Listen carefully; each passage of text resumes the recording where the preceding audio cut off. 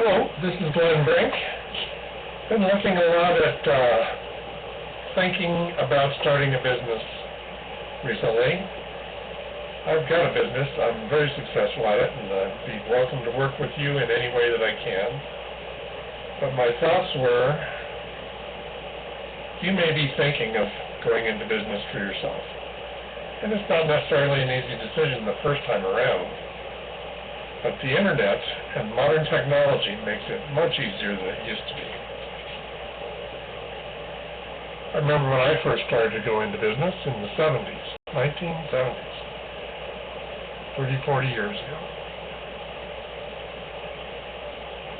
I was a computer programmer back before personal computers. We worked on mini computers and computers, which were in between maxi computers now.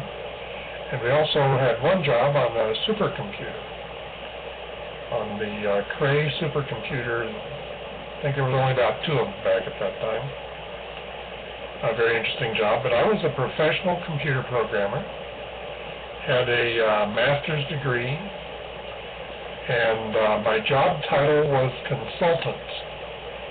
I worked for a small exclusive company. We did jobs for major companies, large banks, international banks. I did one job. I was team leader, project leader for a job at a concrete company in Denver. And we had a lot of fun doing a variety of things. All young men working on exciting new scientific things. We were the first generation of computer programmers. And at one point in my career, I was told that I had to make a decision between my future as a systems analyst or a systems programmer and or I could go into sales and consulting.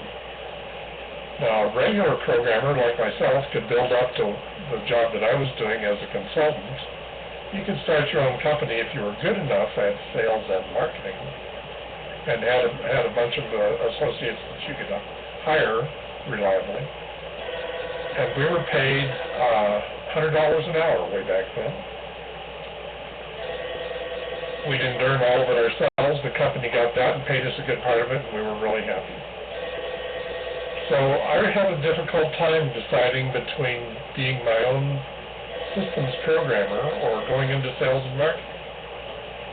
And I didn't like the idea of having a glass ceiling over my head for earnings.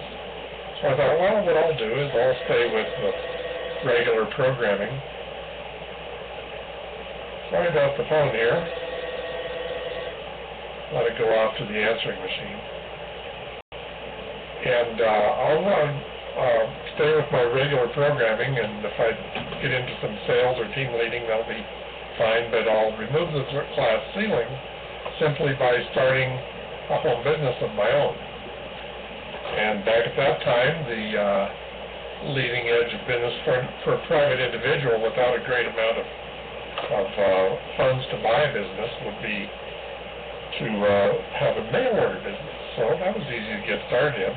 I just started reading about it, buying things, books, and reprint articles through mail order and learning how to do it, reselling those books and articles, starting a mailing list and selling and trading the mailing list.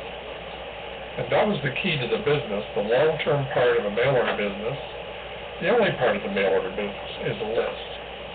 And not only that, but a targeted list. You can have a customer list, you can have an experts list, you can have a prospects list, you can have a customer list for each different kind of product or category, and so forth. And so that list experience is what eventually led me into internet marketing, because internet marketing involves a lot of lists. A lot of lists are easily available on internet marketing.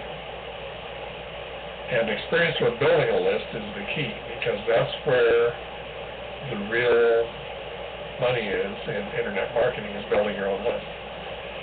But I just wanted to discuss the concept of going into business yourself is one of doing everything for yourself.